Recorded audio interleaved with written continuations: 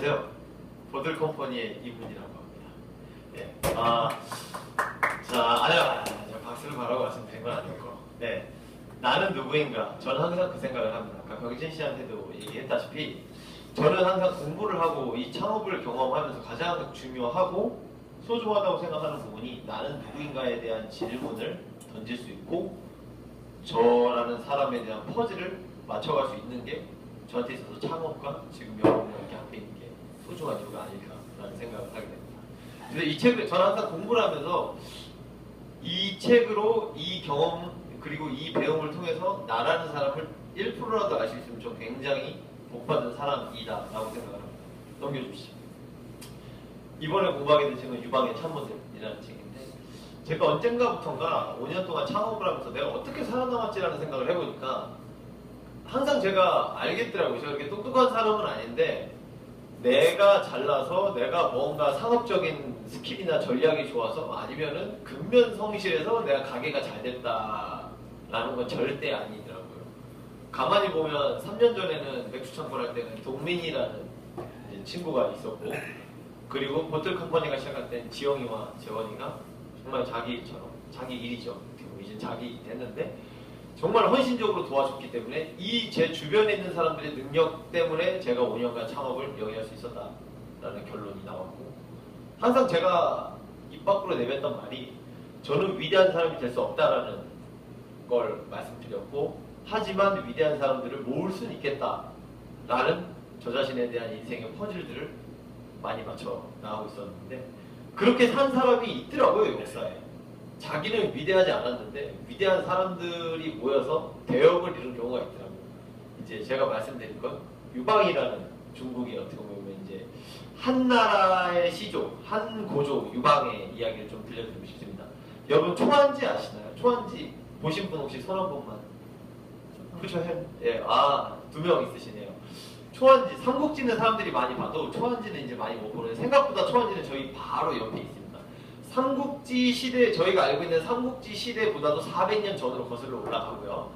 그 삼국지 시대에 한나라가 이제 마지막으로 끝이 날 때쯤 이제 영웅들이 공개하면서 이제 삼국시대를 만들어가는 스토리가 바로 삼국지 연의, 나간종 씨의 삼국지 연의인 거고, 예, 넘겨주시면 유방과 항우의 이야기. 일단 이 이야기는 유방의 측근들, 유방의 사람들을 이야기하는 것보다도 사실상 이 항우와 유방의 전혀 다른 이런 무서운 카리스마, 강력한 리더, 능력은 없지만 부드러운 리더십, 유방의 이야기로 많이 이야기하는데, 오늘 이야기할 부분은 이들의 리더십이 아니라 유방 옆에 어떤 사람들이 있었느냐라는 이야기를 좀 해보고 싶습니다. 넘겨주세요. 우리가 흔히 두는 장기가 여기 쟁패라고 해서 초안지를 배경으로 하는 겁니다. 초나라의 항우와 한나라의 유방, 그 둘의 전쟁을 게임으로 옮긴 게 장기 게임이죠. 네, 넘겨주시면 되고, 그 다음 저희가 알고 있는 패왕별이 혹시 모르시는 분 계시나요? 처음 들어봤다 하시는 분 있으신가요? 패왕별이? 처음 들어보세요? 네. 그 영화로도 있고 굉장히 유명합니다.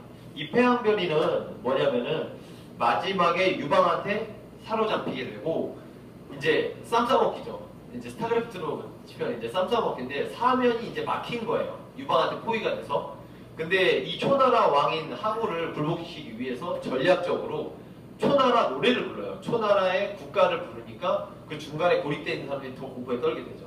그래서 나온 사자성어가 사면초가라는, 더 이상 도망갈 곳이 없다. 네. 그래서 이 사람이, 이 패왕별이 이 연극의 내용은 마지막이 정말 이 사람이 진짜 지독하게 굳은 사람이거든요. 자기가 전쟁에서 이기면 유방을 항복하면 다 받아줬어요. 이 사람을 항복해도 구덩이를 파서 눈 뜨고 있는 상태 다 묻어버렸어요. 한 방에 20만 명까지 묻어버렸다고 해요. 내가 볼 때 기네스북에 있는 건데, 한 방에 많은 살인을 한. 근데 이 사람이 그렇게 뭐 살인만 맞습니다. 하지만 굉장히 사랑하던 여자가 한 명 있었는데, 마지막에 이 남자는 로맨티스트예요. 항우가 좀 로맨티스트라 마지막에 이제 자기가 죽기 전에 이제 적한테 죽을 바에는 자기 손에 자기 부인을 죽이겠다고 해서 와이프가 이제 춤을 추고 마지막 그 품에 있는 비수를 항우한테 건네면 항우가 그 칼로 목을 찔러서 죽이고 자기도 자결을 합니다. 네. 그 내용이 패왕별이라는 연극으로 지금도 전해 내려져 오고 있죠. 예, 들어보세요. 뭐 고등학교 보면은 공부 못하고 찐따고 맨 뒤에 앉아서 쭈구리 같은 애가 한 명 있고 학교에서 싸움도 잘하고 전교 회장인 약간 영향력 있는 사람이 있습니다. 항우는 그 후자인 영향력 있는 사람이었고 유방은 시골의 깡패였고 평민이었어요. 건달이었는데 어떻게 평민으로서 400년 역사에 중국 역사에 최고의 위인이 될 수 있었느냐라는 이야기가 어떻게 보면. 근데 유방이 능력이 있었다기보다는 유방에 있던 주변 사람들 때문에 이 한나라가 생길 수 있었거든요. 그럼 그 주변 사람들에 대해서 그 위대한 사람들을 잘 모았던 그 유방의 이야기를 하고 그 유방의 어떤 주변 사람들의 이야기를 좀 해보려고 합니다. 넘겨주세요. 너무 풀어서 역발산 기계세. 기세는 산을 뒤집어 엎고 기세는 뭐 세상을 덮어버린다는 한자 성어가 있습니다. 역발산 기계세. 그건 항우를 보면서 얘기한 건데 이런 강력한 항우를 어떻게 이겼을까요? 그 정말 쪼다인 유방은 건달이었고 배운 것도 없고 취미가 앉아가지고 여자들이 자기 발 씻기게 하는 게 그게 취미였습니다. 어쨌든 넘겨주세요. 위대한 참모에 대한 중요성. 참모라는 건 같이 모의를 하는 토의를 하는 사람인데 위대한 사람이 옆에 있는 게 얼마나 중요한지에 대한 거는 우리 가까이서 무한도전 방송을 보더라도 과연 무한도전을 유재석 혼자 나온다고 했을 때 과연 사람들이 볼까요? 저는 아니라고 생각합니다. 근데 박명수가 정말 웃기잖아요. 같이 유재석이랑 막 케미를 이루는데 근데 박명수가 리더가 돼서 박명수 혼자 하면은 또 이게 무한도전이 재밌을까요? 분명 재미없을 거란 말이죠. 그 둘이 있기 때문에 행복이고 행운이라고 얘기하는 것처럼 유방과 유방 주변에 있던 사람들은 단순히 사장과 직원의 관계가 아니라 어떻게 보면 영혼을 교류하고 서로가 없어서는 안 될 사이가 됐던 거죠. 네, 넘겨주세요. 이쪽 얘기를 좀 해보겠습니다. 프리미어리그라고 혹시 무리뉴 모르시는 분 계신가요? 혹시? 안 계시죠? 네. 무리뉴 감독이라고 굉장히 뛰어나요. 네. 했다 하면 우승 청부사고 심지어 EPL, 잉글리시 프리미어 리그에서도 온 지 2년 만에 첼시 우승컵을 들어올리게 합니다. 다들 이 전략과 능력에 감탄을 했습니다. 넘겨주시면 경질됐습니다. 지금은 딱 1년 만에 바로 경질됐습니다. 뭐냐? 능력 있는 리더였지만 하우처럼 능력 있는 리더였지만 소통을 하지 못하고 커뮤니케이션을 하지 못하고 하나의 팀을 만들지 못했던 거죠. 아무리 리더가 뛰어나다고 해도 절대로 대업을 이룰 수 없다라는 하나의 단편적인 모습을 보여주고 있습니다. 하지만 유방과 유재석은 그렇지 않았죠. 넘겨주세요. 힘을 합친 유방의 참모들. 이게 중요합니다. 항우는 자기 자신만의 힘을 믿고 자신이 모든 걸 다 하려고 했고 유방은 이익이 있으면 그 이익을 나누려고 했고 그 이익이 나눔에 대한 중요성이 왜 나눠야 되는지에 대한 걸 철저히 알고 있었던 사람이었습니다. 착해서 그랬을까요? 저는 아니라고 생각해요. 똑똑했다고 생각을 합니다. 네, 넘겨주세요. 한초 삼거리라는 말이 있습니다. 한자에. 뭐냐면 유방 옆에 있었던 많은 사람 중에 3명이 있는데 장량, 천재적인 전략가의 장량, 그 다음에 경영의 천재 소하, 그 다음 전쟁의 신 한신. 이 3사람을 얻을 수 있으면 천하를 얻을 수 있다고 유방은 그 3사람을 얻었어요. 네, 이 사람들이 좀 이야기를 들어볼게요. 뭐 대단하다도 있지만 초한지가 사실상 저한테 굉장히 도움이 됐던 건 제가 뭐 열심히 해가지고 우리가 기업이 되고까지는 그려질 수 있다고 하지만 기업이 된 이후에 과연 저희가 내부 분열이 일어나서 수성을 실패하지 않을까라는 고민이 저는 항상 했었거든요. 역사를 공부하면서 그 부분을 많이 배우고 있습니다. 장량이라는 사람은 천리 밖에서 승부를 결정짓는 전략가라고 합니다. 유방이 얘기를 했어요. 니들 내가 이거 한나라 왕이 됐는데 내가 왜 한나라 왕이 된 줄 알아? 라고 정확히 역사적으로 기술이 돼 있어요. 내가 천리 밖에서 승부를 결정짓는 전략을 내가 장량만큼 짓지 못하다. 하지만 그 사람을 내가 기용할 수 있었고 그 사람의 재능을 발휘할 수 있게끔 내가 기회를 줬기 때문에 우리가 이 한나라가 만들어진 거다. 이 사람은 근데 이게 보면은 어느 정도 평가를 하냐면 이게 삼국지 시대보다 400년 전이잖아요. 제갈량을 사람들이 중국 사람들이 평가할 때 여기 나오는 장량 다음으로 천재적인 전략가다라고 얘기하죠. 우리는 흔히들 제갈량을 많이 알고 있는데 제갈량도 이 사람을 공부하면서 자기도 이런 그런 공부를 아마 인생에 있어서 어떤 진로를 결정하고 했었을 겁니다. 네, 넘겨주시면 또 하나는 전쟁의 신 한신인데 우리 배수진이라는 거 있잖아요. 등을 져놓고 더 이상 도망갈 곳이 없게 만들고 이제 모든 전력을 투구해서 싸운다라는 건데 그 전략을 최초로 만든 사람입니다. 오합지졸 병사들로 군대와 맞서 싸워 이겼어야 됐었는데 배수진을 쳐서 더 이상 도망갈 수 없게 병사들을 만들고 우린 여기서 지면 다 죽는다. 어떻게 보면 진짜 전쟁을 했다 하면은 모든 전쟁에서 승리를 가지고 오는 전쟁의 신이죠.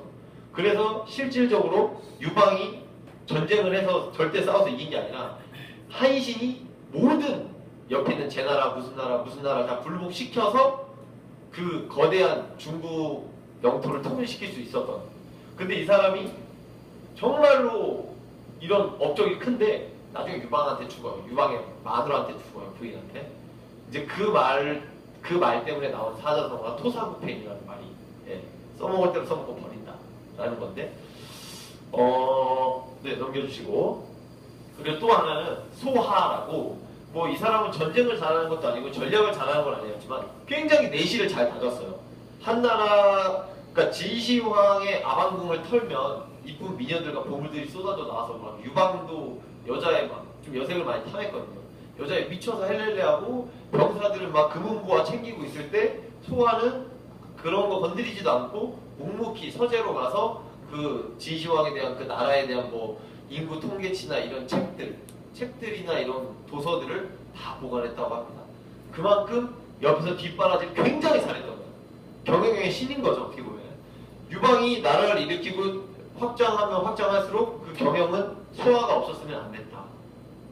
그러니까 유방이 경영을 잘하고 전쟁을 잘하고 해서 우리가 생각하기에는 왕이고 성공한 사람은 다 잘할 것 같잖아요.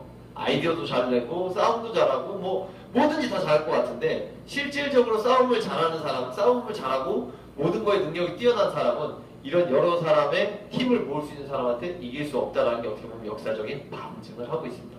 실질적으로 뭐 무한도전 그런 사례고, 무한도전을 이길 수 있는 프로가 없잖아요 지금. 다 쩌리들인데. 네? 넘겨주세요. 여기 좀. 이 책은 어떤 책이냐면 유방의 참모들이라는 책은 유방 옆에 어떤 사람들이 있었는지에 대한 것들이 쫙 나와 있습니다. 아내도 있고요. 아내도 뭐 굉장해요. 처음에 유방이 깡패였는데, 깡패가 그냥 보잘것 없었는데 어디 동네 잔치 있다 그래서 돈도 없으면서 원래 연회비 뭐 지금 돈으로 따지면 1,000만 원, 2,000만 원 내고 들어가야 되는 비빔 파티인데 자기가 들어가서 돈 한 푼도 없었거든요. 내가 1억 낼 테니까 내 자리 하나 마련하라고 이렇게 양아치 짓을 했는데 그 그릇을 알아보고 결혼을 했다고 해요. 네.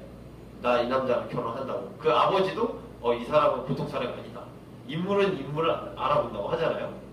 그리고 또 이게 얘기해서 빼먹었는데 여기 진평이라는 사람도 있고, 근데 제가 장량, 소화, 한신, 이 진평, 한신은 빼고 이걸 공부하면서 뭘 느꼈냐면 내가 만약에 진평의 역할을 할 수 있거나 장량의 역할을 할 수 있거나 소화의 역할을 할 수 있다면 저도 이렇게 하고 싶더라고요. 왜냐면 하나의, 물론 저는 기업이니까 그냥 지분을 뭐 어느 정도 할애를 하고 경영을 맡기면 되지만 옛날에 왕은 그걸 할 수 없잖아요. 지분을 맡기고 권력을 내려놓는 순간 목이 잘려나가잖아요. 삼족이 멸해질 수도 있고 뭐 그런, 어떻게 보면 더 유방이 힘들고 그런 상황이었지만 이들이 뛰어나고 제가 진심으로 유방보다 존경하게 됐던 건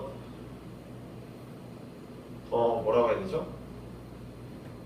어느 정도 이뤄냈을 때 자기 공을 따진 게 아니라 미래를 보고 자기 후손을 보고 자기의 가업을 잊지 않고 한나라 그리고 자기 자신도 멸망하지 않게끔 굉장히 현명하게 처세를 잘했어요. 금은보화를 줘도 그 금은보화로 적국에 돈을 줘서 땅을 더 매입을 한다든가. 그래서 어쨌든 그때 그런 행동들이 없었으면 뭐 유방도 죽을 수 있었고, 유방도 정말 여러 번 죽을 뻔하는데 뭐 여기 있는 사람들이 막 여러 번 살려줘. 근데 한신 같은 경우는 왜 죽임을 당했냐, 이 사람은 마지막에 굉장히 중요한 전투가 있었는데 조건을 내걸었어요. 지금 멀리서 빨리 치라고 했는데 나 여기 이 나라 왕 안 시켜주면은 나 출동 안 할 거야 라고 해서 그때부터 이제 삐그덕거리기 시작한 거죠. 내가 이만큼 했으니까 나 이만큼 받아야 되는 거 맞잖아. 맞습니다. 맞는데 제가 역사를 공부해보고 보니까 그렇게 행동하면 절대 내가 얻고자 하는 걸 못 얻더라고요. 네.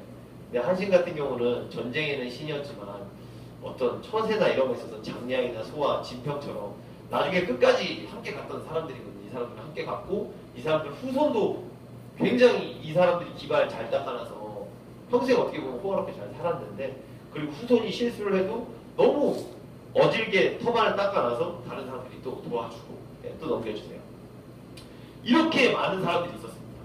대업을 이룬 데서 이렇게 많은 사람이 있었고 저도 이런 사람들을 찾기 위해 훌륭한 인재들을 찾고 그 사람들의 잠재성을 보고 어떻게 보면 소아도 가장 낮은 관리였고 유방은 깡패였잖아요. 동네 깡패고 평민이었잖아요. 근데 그들의 어떤 이런 드라마가 지금 저희도 지금 쓰여지고 있지 않을까라는 약간 기분 좋은 상상도 한번 해봅니다. 네, 넘겨주시고요. 위대한 사람들을 모으다. 저는 위대한 사람은 될 수 없을 것 같긴 한데 이렇게 위대한 사람들을 모아놓을 수는 있을 것 같아요. 네. 제 인생의 퍼즐 중 하나가 어떻게 보면 좀 만들어지고 있는 것 같아요. 네. 넘겨주시면 되고요. 제가 만들고 싶고 우리가 만들어야 할 기업은 세상에서 가장 일하고 싶은 기업을 만들고 싶습니다.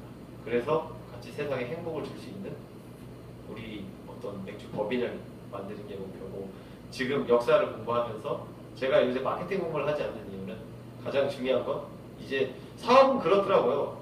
안 좋은 선택을 하면 망하는 거다. 망할 수는 있지만 실패하고 포기하고 파멸로 이룰 수 있는 건데 어떻게 하면은 내가 좋은 선택하고 현명한 선택을 할 수 있을까라는 걸 저는 역사에서 봐서 저는 앞으로 역사를 좀 많이 공부할 것 같습니다. 여러분과 이렇게 위대하신 분들과 이렇게 같이 청구임할 수 있게 돼서 오늘 너무 기뻤습니다. 네, 제가 이렇게 해서 마치겠습니다. 네, 질문 없으시면 다음으로 넘어가겠습니다.